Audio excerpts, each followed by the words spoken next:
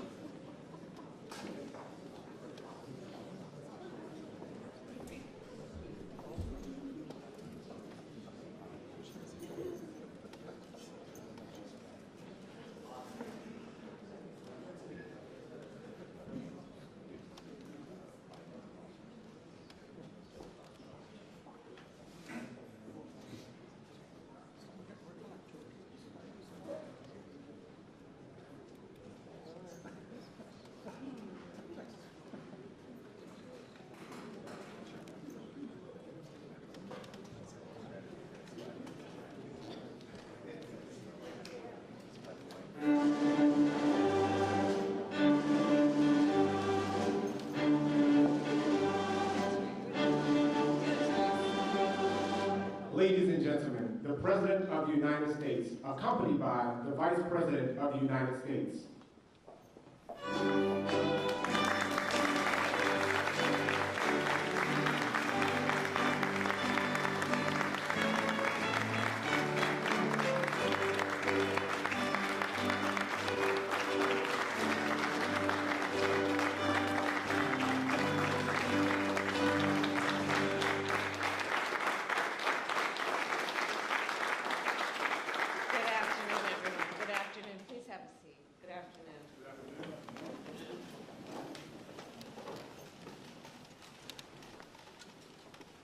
President Joe Biden, members of our cabinet, members of Congress, community leaders, law enforcement officials. It's good to be here with all of you. not under these circumstances, but it is good to be with you. And I know, of course, that today, following yesterday, that all of our hearts, of course, are with the people of Uvalde, Texas, with the parents, with the children, with all the folks who said goodbye yesterday morning to someone they loved, not knowing that that goodbye would be their last. Enough is enough. Enough is enough. As the President said last night, we must have the courage to stand up to the gun lobby and pass reasonable gun safety laws. We must work together to create an America where everyone feels safe in their community, where children feel safe in their schools. And of course, that responsibility that we collectively have to ensure that all people feel safe in their community is what brings us together today. It is an honor to be joined by the families of George Floyd, Breonna Taylor, and many others. And I've met many of you before, and many times. And many others I am meeting for the first time. I am moved, as always, by your courage. You have felt so much pain, and you have endured unimaginable grief. You have experienced the anguish of losing someone you love and cherish. And yet, you are here, as you have been throughout the days of your grief, standing selflessly, full of grace and resilience, to speak up, to speak out, often against odds, great odds, to fight for a world where no one has to experience what you have been through. Your loved ones should be with us today. You should not have to mourn. You should never have had to mourn in order for our nation to feel your pain and to understand what is wrong and to agree that something must be done. I know it is a particularly difficult day for the Floyd family. 2 years ago today, a brother, a son, a father was taken from you. We will never forget what happened that day. The eyes of the world, literally, were on what happened that day. And collectively, we remain horrified by what we witnessed. And we are here today in memory of George Floyd and all those we have lost to take action. The law enforcement officers of our nation, well, they swear an oath to protect and to serve. And the vast majority do so honorably. Yet we know, too often, when there is a use of biased policing and excessive force, when that occurs, it too often is not met with accountability. Denying equal justice, not just to individuals, but to whole communities, and therefore to our nation as a whole. Trust between law enforcement and the communities they serve is critical to ensuring public safety. And as many of you know, this is an issue I have worked on personally since my first days as an elected district attorney and as California's Attorney General. As a United States Senator, I, together with Senator Cory Book, Congresswoman Karen Bass, introduced legislation to advance much-needed reforms. That legislation would have ensured greater transparency and increased accountability. We later named it the George Floyd Justice and Policing Act. And it was passed because of the strength of the leadership in the House of Representatives through the House of Representatives. However, last fall, Senate Republicans rejected the George Floyd Justice and Policing Act. They walked away from their moral obligation to address what caused millions of Americans to march in the streets. The critical need that a coalition of Americans were demanding, were pleading for in terms of reform and accountability. At the time, President Joe Biden and I, and all of us here, we made clear, and we vowed that we would explore every action available to us at the executive level to advance the cause of justice in our nation.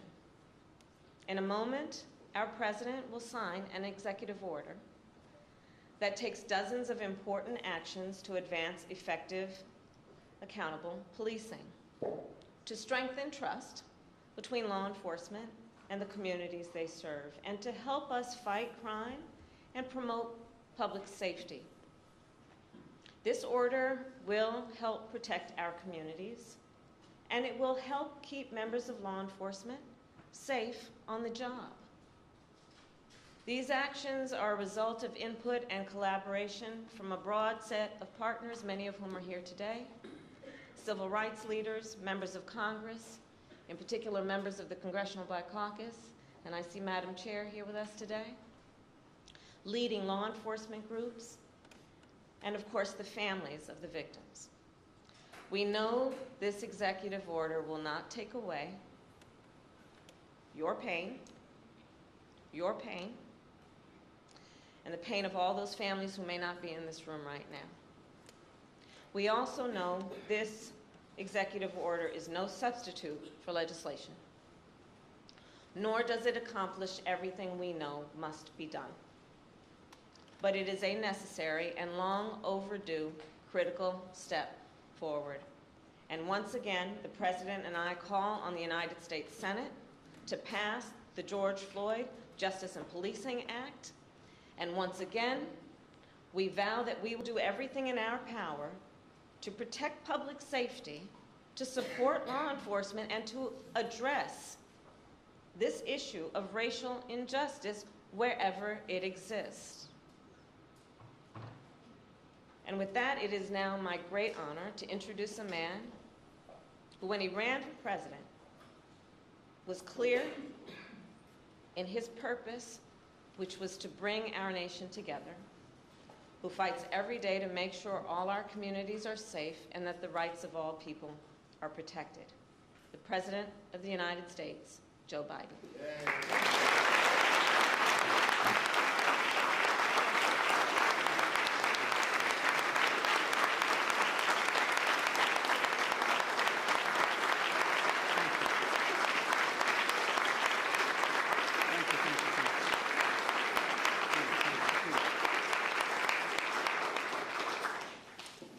Thank you all. Vice President Harris, before we begin, let me say a few words about what happened in Uvalde, Texas, elementary school. Since I spoke last night, the confirmed death toll has tragically climbed, including another teacher and three more students. Jill and I will be traveling to Texas in the coming days to meet with the families and let them know we have a sense, just a sense of their pain, and hopefully bring some little comfort to the community in shock, in grief, and in trauma. As a nation, I think we all must be there for them, everyone. And we must ask, when in God's name will we do what needs to be done to, if not completely stop, fundamentally change the amount of the carnage that goes on in this country? To state the obvious, and Corey and a lot of other people here, I'm sick and tired. I'm just sick and tired of what's going on and continues to go on. I spent my career as chairman of the Judiciary Committee and as vice president working for common sense gun reforms. As I said, as a senator and a vice president. While they clearly will not prevent every tragedy, we know certain ones will have significant impact and have no negative impact on the Second Amendment. Second Amendment is not absolute. When it was passed, you couldn't own a cannon. You couldn't own certain kinds of weapons. It's just always been limitations. But guess what? These actions we've taken before, they save lives. They can do it again. The idea that an 18-year-old can walk into a store and buy weapons of war designed and marketed to kill is, I think, just wrong.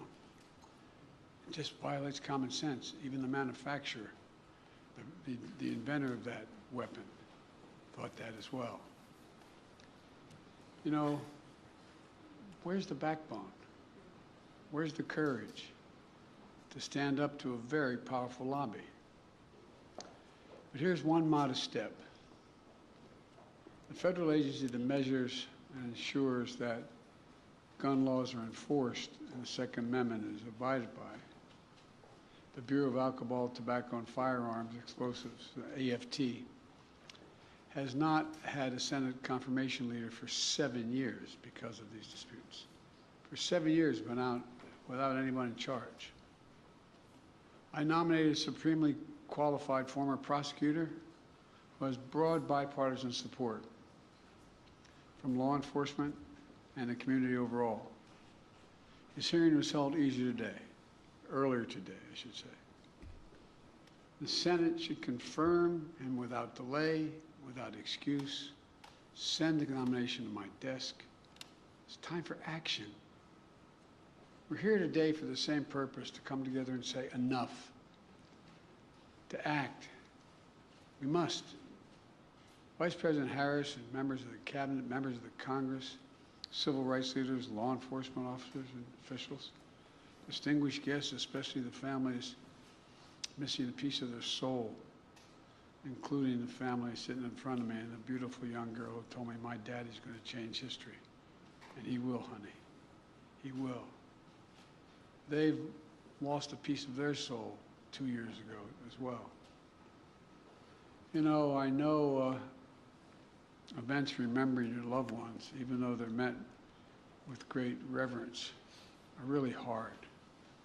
Everything's come back as if it was happening yesterday. But in your own ways, you've each of you, whose family's been victimized, have summoned the courage to find purpose through your pain, to stir justice that's been too long dormant, and to give hope while in need of hope yourself. That's why the executive order I'll be signing today is so important in my view. It's a measure of what we can do together to heal the very soul of this nation, to address profound fear and trauma, exhaustion that particularly Black Americans have experienced for generations, and to channel that private pain and public outrage into a rare mark of progress for years to come. 2 summers ago, in the middle of the pandemic, we saw protests across the nation, the likes of which you hadn't seen since the 1960s. They unified people of every race and generation. Athletes and sports leagues boycotted and postponed games. Companies and workers proclaimed Black Lives Matter. Students staged solidarity walkouts. From Europe to the Middle East to Asia to Australia, people saw their own fight for justice and equality, what we were trying to do. The message is clear. Enough. Just enough. Look, almost a year later.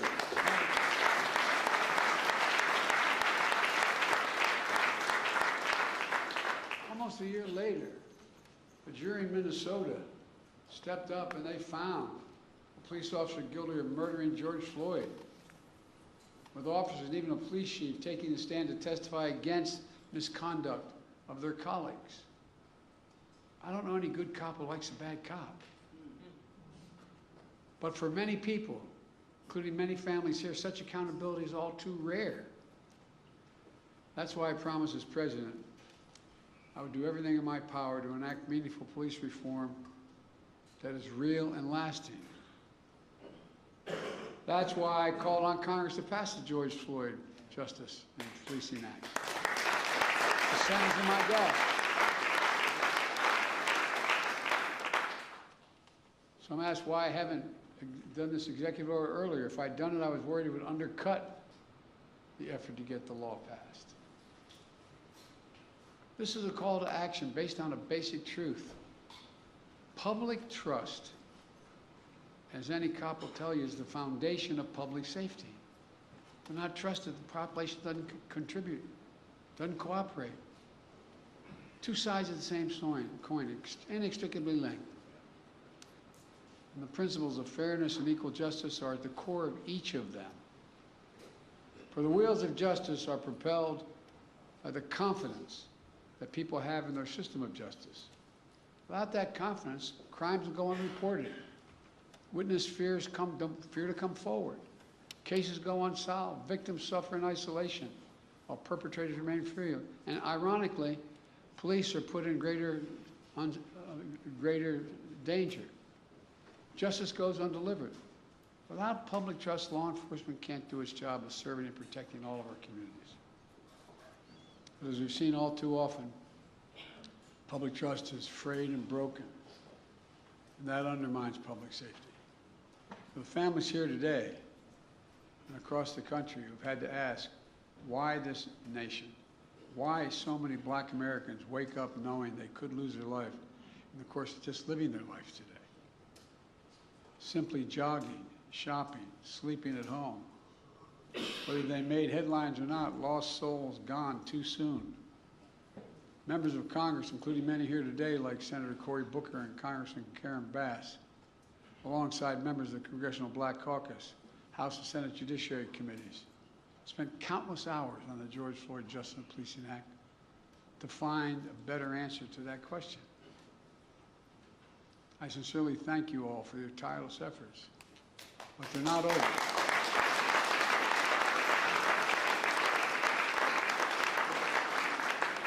The House passed a strong bill.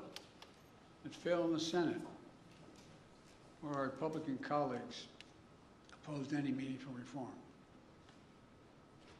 So we got to work on this executive order.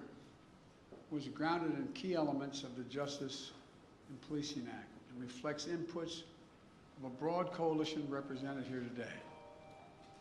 Families courageously shared their perspectives on what happened to their loved ones and what we could do to make sure it doesn't happen to somebody else. Civil rights groups and their leaders of every generation who've given their heart and soul to this work provided critical insights and perspectives. The executive order also benefits from the valuable inputs of law enforcement who put their lives in line every single day to serve. Now let me say, there are those who seek to drive a wedge between law enforcement and the people they serve. Those who peddle the fiction of public trust and public safety are in opposition to one another. We know that's not true, but it occurs. I believe the vast majority of Americans want the same thing: trust, safety, and accountability. The vast majority of law enforcement risk their lives every day to do the right thing. Their families wait for that phone call every time they put on that shield. Just yesterday in Uvalde, brave local officers of Border Patrol agents intervened to save as many children as they could.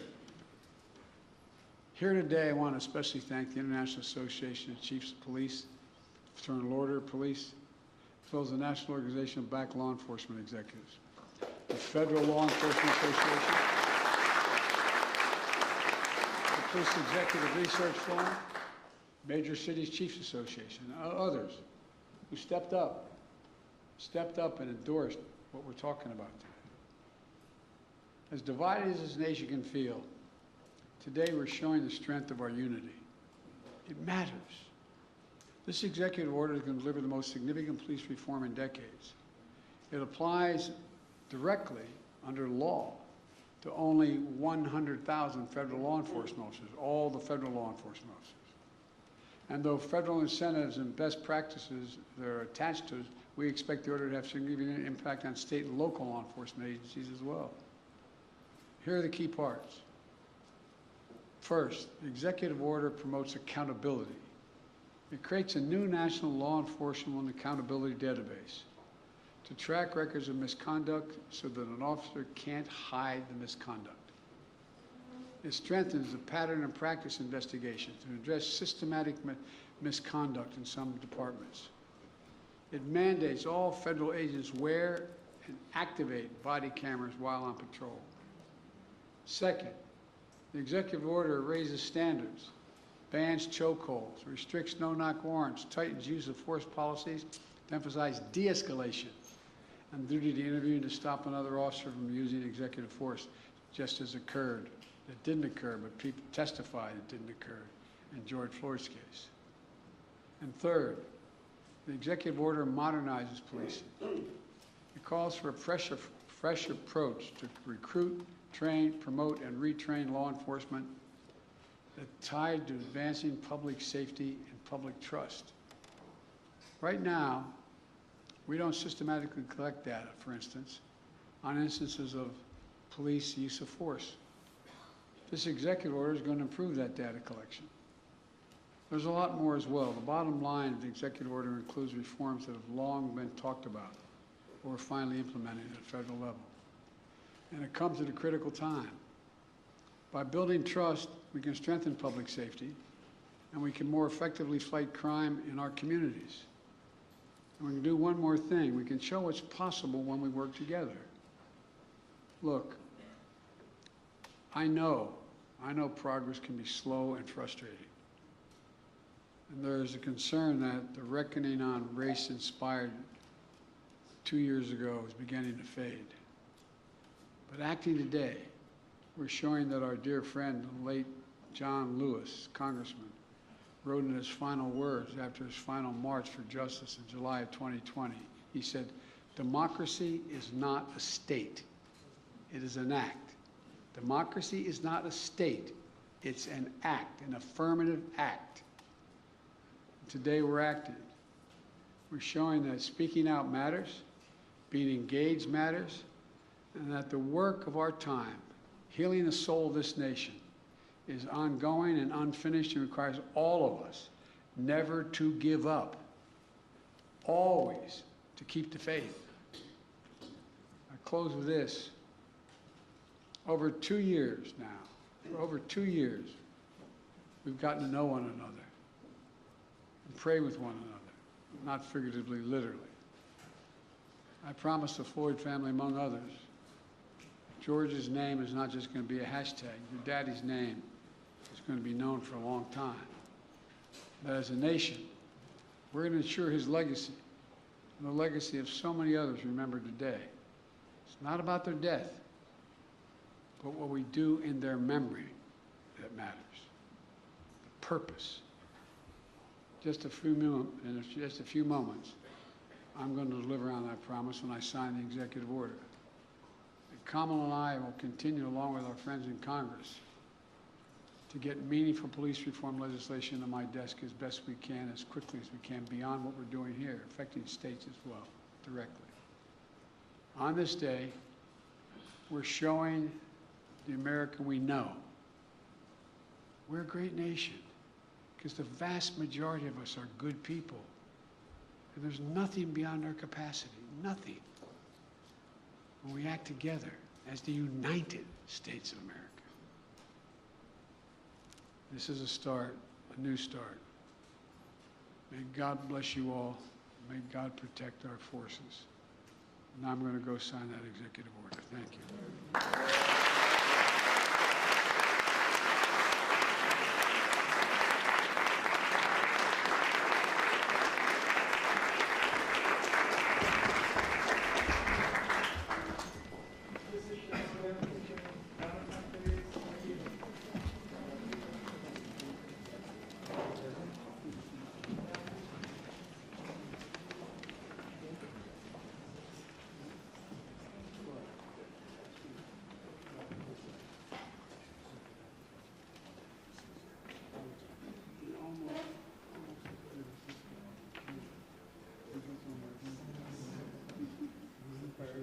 I'm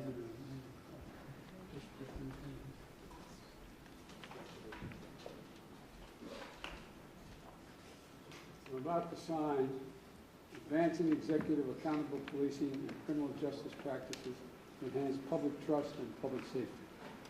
And since I only have one pen, you're all going to get a copy of this. I don't have to do one stroke at a time with each pen.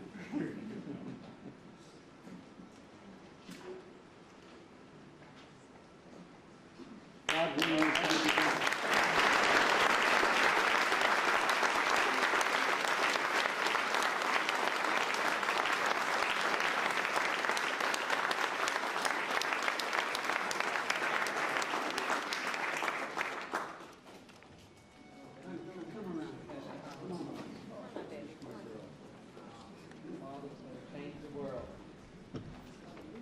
You're getting so big. Oh, the last time I tried to come up to here. Okay,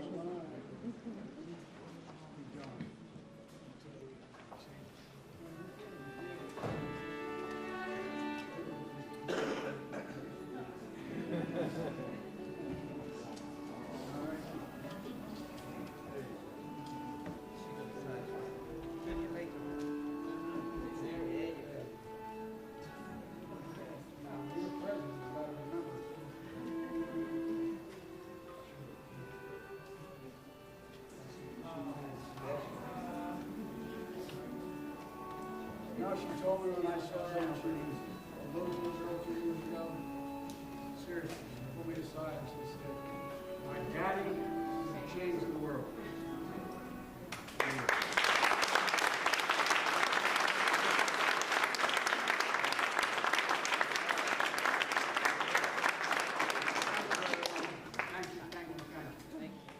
It all means something to the family.